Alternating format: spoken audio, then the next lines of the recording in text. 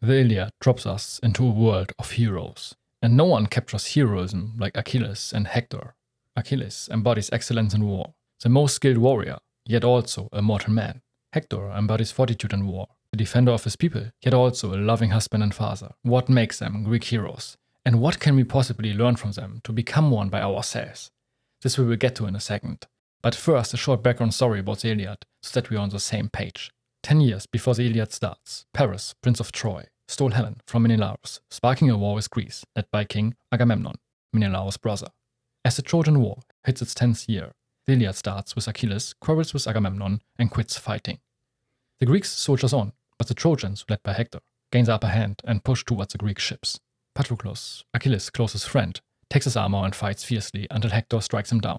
Furious, Achilles storms back, slashing through Trojans to their walls, where he kills Hector in a one-on-one clash. Troy's king Priam, Hector's father, begs for Hector's body, and the story ends with Hector's funeral. If you haven't yet read the Iliad and are interested in reading it, I can recommend 2 translations, which I also use here in this video. The first is by Caroline Alexander, and the other one is by Robert Fagles. Both translations I can highly recommend, but more on the translations or which translation fits best to you at the end of this video. Now, enough talking, let's get started with our main topic, the virtues of a Greek hero. Achilles is a prime example of excellence as a warrior.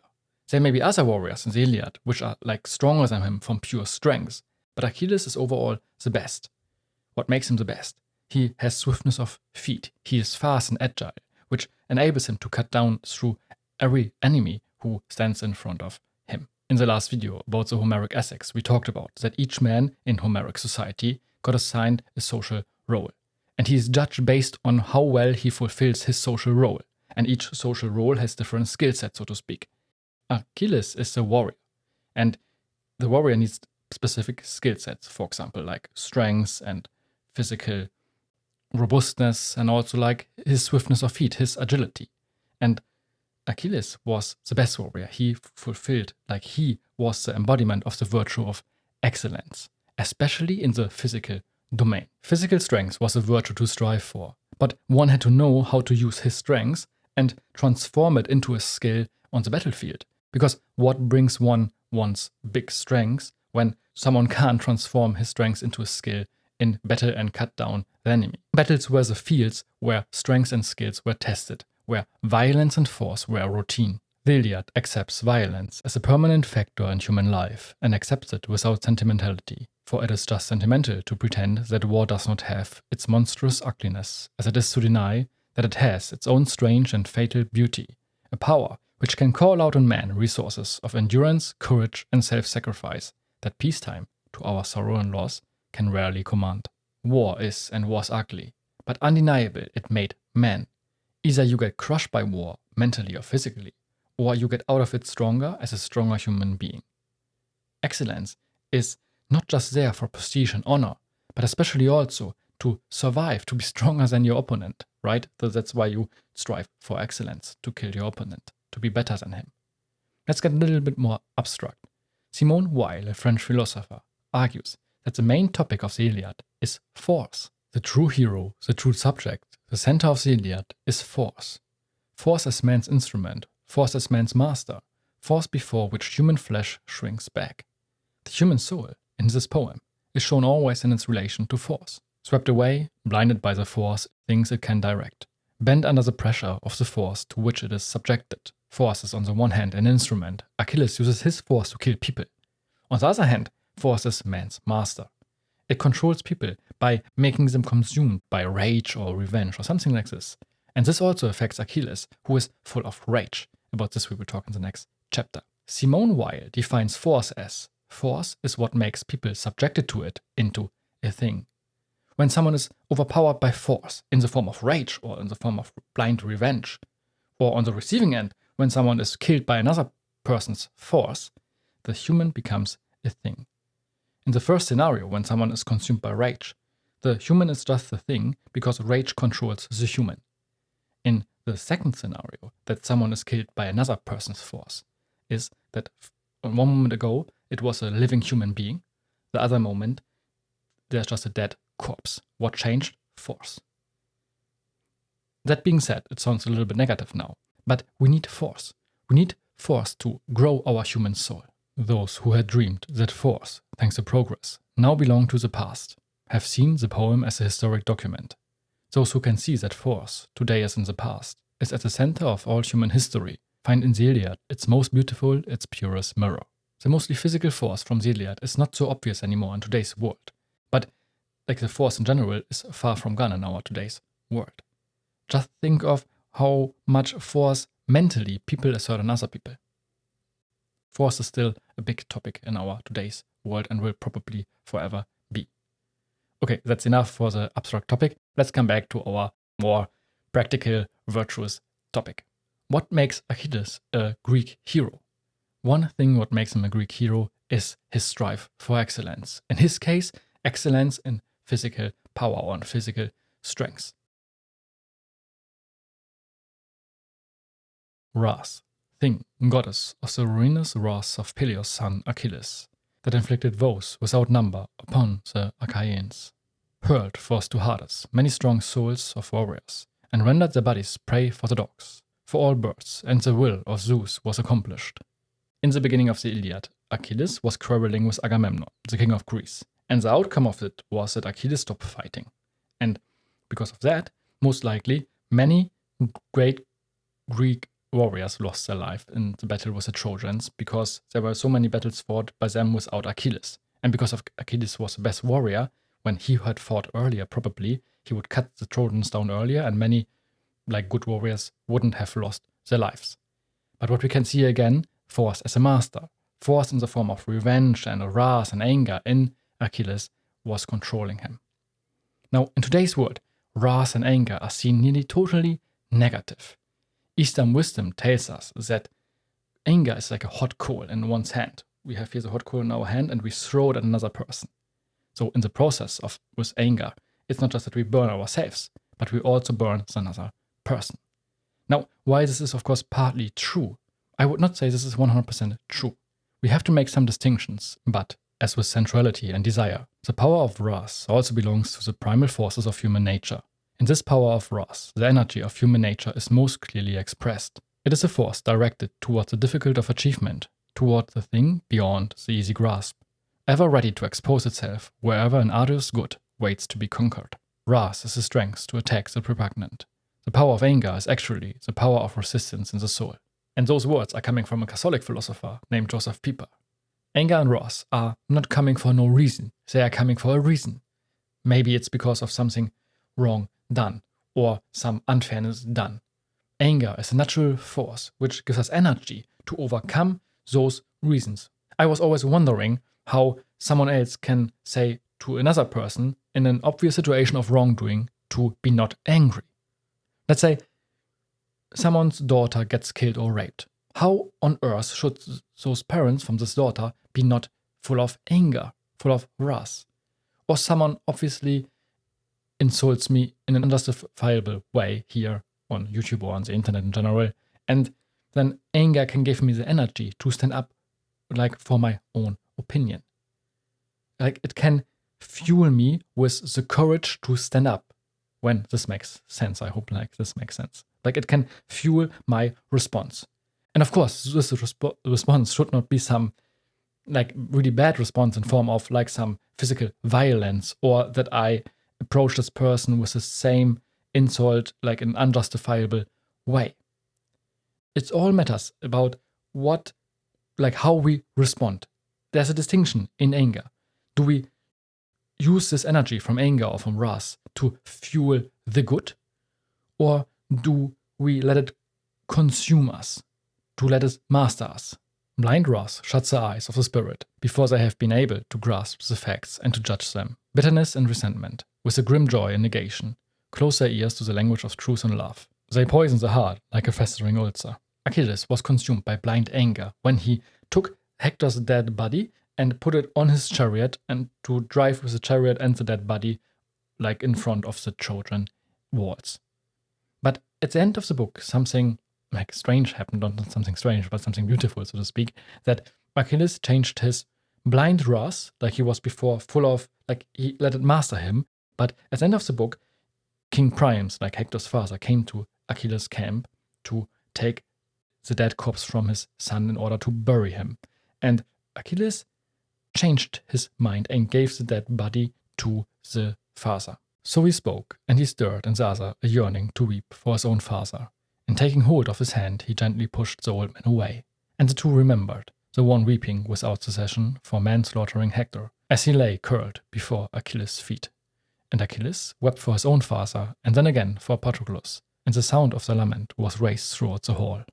Even an Achilles, the strongest warrior, can change, and even though he is superhuman in war, he is still a mortal being. For my mother tells me, the goddess Thetis of the silver feet, that two fates carry me to death's end. If I remain here to fight around the city of the Trojans, my return home is lost, but my glory will be undying. But if I go home to the beloved land of my father, outstanding glory will be lost to me, but my life will be long, nor will death's end come on me swiftly. Achilles had to choose between the two ways of his life. Either his life would be short but full of glory, or his life would be long but without all glory. How did Achilles decide? Here's Achilles approaching the embassy of the Greek warriors. It doesn't matter if you stay in camp or fight. In the end, everybody comes out the same. Coward and hero get the same reward. You die whether you slack off or work. Nothing is worth my life. Not all the riches, they say, Troy held before the Greeks came. You can always get tripods and chestnut horses. But a man's life cannot be won back, once his breath has passed beyond his clenched teeth. And death, that ends all, will not catch me soon. As for the rest of you, I would advise you too, to sail back home. Achilles first chooses to go back home and chose the long life. But after his best friend Patroclus got killed by Hector, he rejoins the battle, killed Hector, and so not anymore in the Iliad, also dies short after they sacked the city of Troy. Now, the question of all of this is, what sacrifice are you willing to do? Achilles did the ultimate sacrifice of sacrificing his own life, like he chose death, but with glory and prestige, so to speak. Now, another point is, no matter who you are, if you're coward, king, warrior, shepherd, whatever, we will all die. Right? This is an undisputable fact. But what we can decide is how do we die? And this also means how do we live? Do we live with courage and we strive for an honorable life? Or do we live as a coward? This is now our decision, right? Like, how do we live? We will die anyway, but how do we live? And this is the point which, in general, is another point which makes us a Greek hero, to accept our own mortality and to strive for an honorable life. Now, to end the Achilles chapter, let's look at one quote by Roberto Calasso about Achilles. Instead of a god who lives longer than other gods, he became a man who would have a shorter life than other men, and yet, of all men, he was the closest to being a god. Hector showed some other attributes compared to Achilles, what makes him a Greek hero. So he was also a great warrior. He was not as good a warrior as Achilles was. But as C.S. Lewis would say, Hector was a knight. The important thing about this ideal is the double demand it makes on human nature. The knight is a man of blood and iron, a man familiar with the sight of smashed faces and the racked storms of lopped-off limbs. He is also a demure, almost a maiden-like guest in hall, a gentle, modest, unobtrusive man. Hector is the embodiment of a knight. He defends his own people and city in war, but at the same time he is a devoted father and husband. But war is not his native element. Unlike Achilles, he is clearly a man made for peace, for those relationships between man and woman, which demand sympathy, persuasion, kindness, and where firmness is necessary, a firmness expressed in forms of law and resting on granted authority. He is a man who appears most himself in his relationships with others. After the quarrel between Achilles and Agamemnon, the Greek army of course kept on fighting on against the Trojan army. And there, in one situation, Menelaus, whose wife Helen got stolen from Paris, demanded a one-on-one battle against Paris, who stole his wife, Helen. And you have to imagine that both armies were fighting on, but they wanted this one against one, and the winner of this one against one would get Helen, and they would stop the war, basically. In this situation, Hector went through the front lines, through both armies, just walking with his authority, and stopped both like armies, like all men of both armies, to lay down their weapons and to stop fighting for a moment. I mean, this is pretty amazing when all the time arrows are flying around you and spears are coming in your way, and you just walk there with your personality, with your authority through the front lines of both armies. And this shows us what Hector was as a person. The one-on-one battle wasn't successful. That means that no one was killed because this Paris was hurt, but some god saved him, so the armies kept on fighting. And after that situation, Hector went to the city walls to make some prayers or something like this, and he also met his wife. And his wife, of course, was begging him to stand behind the front lines, to maybe give commands from the city walls and something like this, to not be so threatened by immediately death all the time. But Hector couldn't. Hector refused. All this weighs on my mind too, dear woman. But I would die of shame to face the men of Troy and the Trojan woman, trailing their long ropes, if I would shrink from battle now, a coward. Now some commentators of the Iliad said that Hector was so dutiful and like there also for glory and honor that he kept on fighting. But I think there's also another point, because he was probably also thinking when he now doesn't fought, like when he keeps stop fighting, then in some time or another the city will be destroyed from the Greek army anyway, and his wife and his son were probably just killed. So why not use now the chance to fight, the only option you have, to fight, and of course at the same time to do your duty, to fight for your city, to fight for your country, so to speak, and try as much as possible to protect your own family. Because this is most likely, in the long term, the only way you can protect your family. Probably also not, of course. The outcome in the end was that he failed, so to speak, because he got killed. But of course, this is like to do his duty, right? But at the same time also defending his family. But deep in his heart, he knows that the effort is futile, that Troy is doomed. He realizes what that will mean for her and hopes that he will not live to hear her cries as she is led off to slavery. He is distracted from this dark vision of the future by the terrified cries of his own baby son, who recoils screaming from the bronze-clad man who moves to embrace him. Forebodings of the future, no matter how well founded, have to be brushed aside if life is to go on, and Hector now speaks in more hopeful terms, as he prays that his son will grow up to be a greater man than his father, then comforts his sorrowing wife. This scene reveals the greatness of Hector as a complete man. We see not only the devotion of the warrior, who does his duty and fights for his people, even though he knows that they are doomed, but also his greatness as a husband and father. And that's why Hector is the best example of a knight. The double demand of to be fierce in war, right? Like to be strong and be dutiful, to do your task, but at the same time also be meek in hall, to be a conversationalist, to be good with men and women, to be empathetical, and to be like a combination of those two aspects. Hector is the prime example of this idea of a knight. And there's one more thing, that at the end of the Iliad, Priam, like the king Priam, Hector's father, goes to the camp of Achilles, takes the body from Hector, and makes a funeral. And what is really interesting to see is at the funeral, of course, most Trojans were just weeping for the dead Hector, because they also realized that when Hector, the best warrior like whom they had, is dead, they will probably also die soon.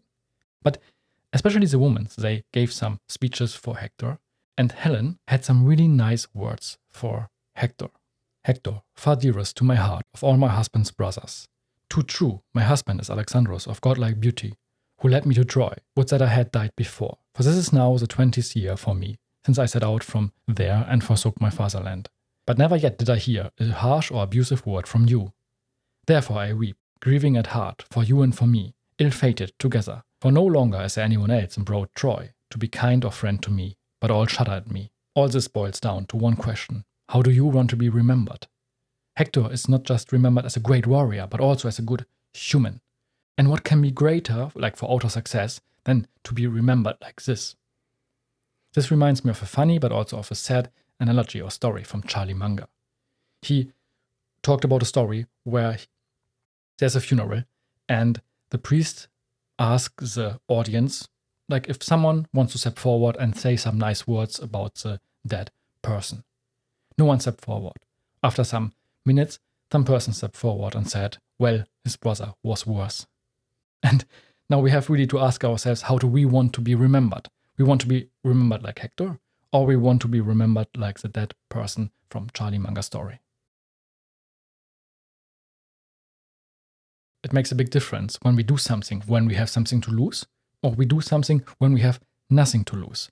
In the first scenario, fortitude can be shown, in the second not. Fortitude presupposes vulnerability. Without vulnerability, there is no possibility of fortitude.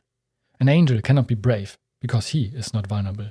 To be brave actually means to be able to suffer injury. Because man is by nature vulnerable, he can be brave. By injury, we understand every assault upon our neutral inviolability, every violation of our inner peace, everything that happens to us or is done with us against our will. Thus, everything in any way negative, everything painful and harmful, everything frightening and oppressive. Similar to Hector, we are human beings. We are vulnerable and we are fragile.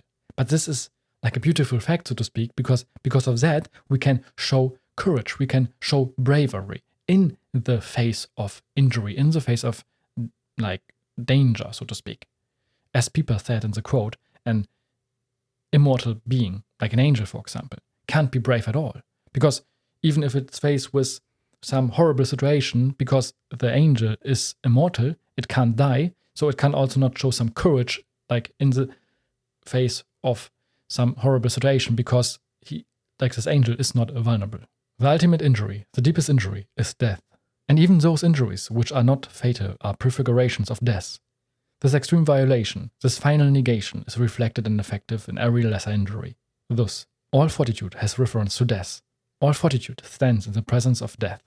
Fortitude is basically readiness to die, or more accurately, readiness to fall, to die in battle. War is a constant violation of our inner peace, but it's at the same time also in a situation where we can show fortitude, where we can show courage. Hector, in every single fight he fought, had the possibility to die. And of course, now we can say Hector was like a hell of a warrior, he was extremely skilled, and those things may be the second best after Achilles. But still, unluckily, he could just get a spear in his own back or something like this. The suffering of injury is only a partial and foreground aspect of fortitude. The brave man suffers injury not for its own sake, but rather as a means to preserve or to acquire a deeper, more essential intactness. When we are enduring suffering, we don't suffer for its own sake. We are not like suffer because we like to suffer. We do it for a bigger cause, right? Maybe because of a principle we hold close to us, or maybe because we want to protect others. It's about the why we are fighting, why we are suffering. In Hector's case, it's about defending others, his city, his people, and especially his family. In Nietzsche's words, he who has a why to live for can be almost any how. Fortitude is another attribute which can make us heroic, or like a Greek hero.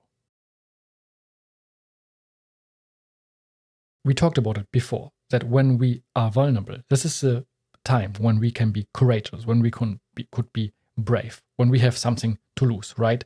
Like standing up in face of some danger when we have something to lose.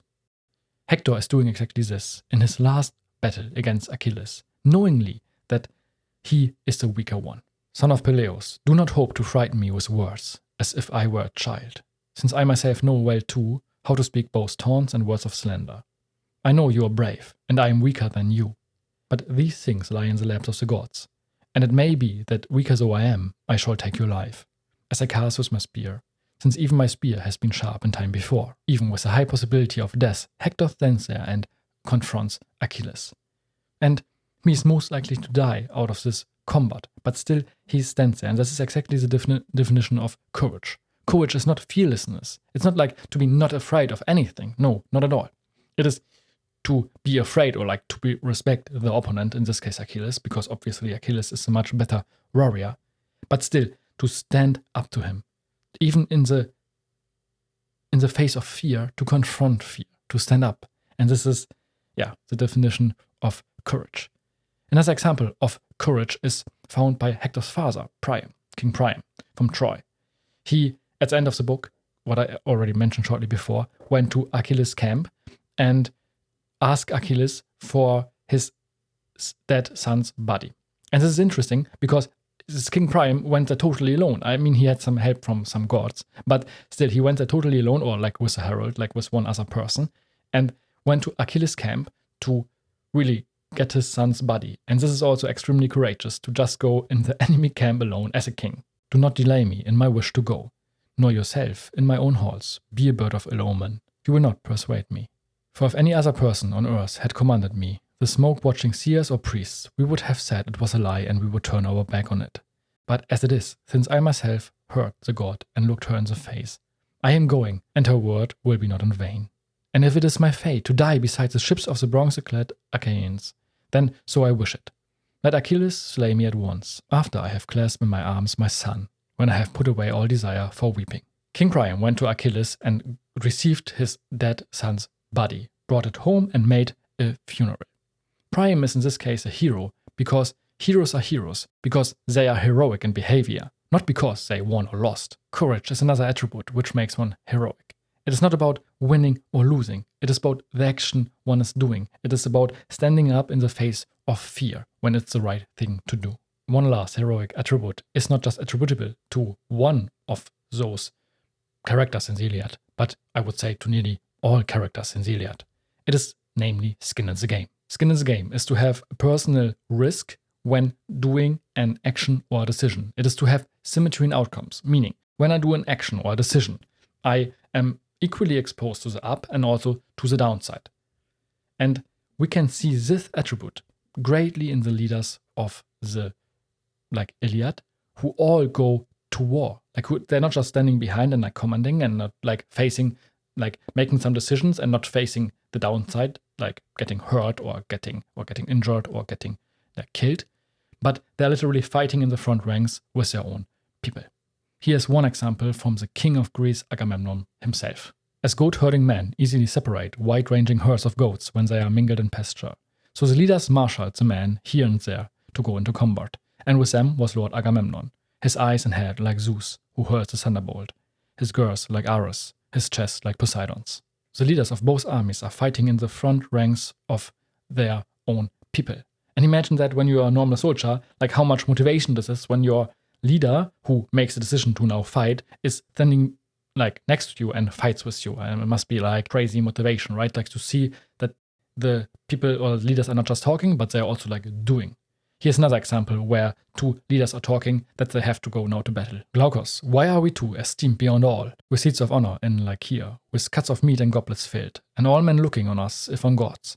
And why were we allotted a great plot of land by the banks of Santos, a beautiful plot with an orchard and wet-bearing fields? So we must now take our stand among the foremost of the Lycians and engage in searing battle, so that any of the close-armored Lycians may say, not inglorious are they, our kings, who hold sway over Lycia, and consume fat, rich sheep, and choice honey-sweet wine. But, mark you, their strength is outstanding, since they fight with the front rank of Lycian men. Their own people follow them precisely because they value the strength and courage in their leaders. As I said in the beginning, I will talk a little bit more about which translations to choose. So I said before that I use the Cardinal Alexander's and the Robert Fagles translations, and both I can really recommend to you. I would say the Cardinal Alexander's is a little bit more, let's say, modern to read, it's a little bit more easier to read, but both are great, right? I can really recommend both. The Robert Fagles translation in this Penguin edition has a great foreword by Bernard Knox, a great introduction by Bernard Knox, and it makes it also a little bit more valuable, so to speak, because of a great introduction, which is really, really helpful. But still, I can recommend both translations, but I have to tell you that I didn't read many others, right? So keep that in mind. If you want to read the Iliad, I would really suggest to you that you put a little bit of time in researching which translation is best for you.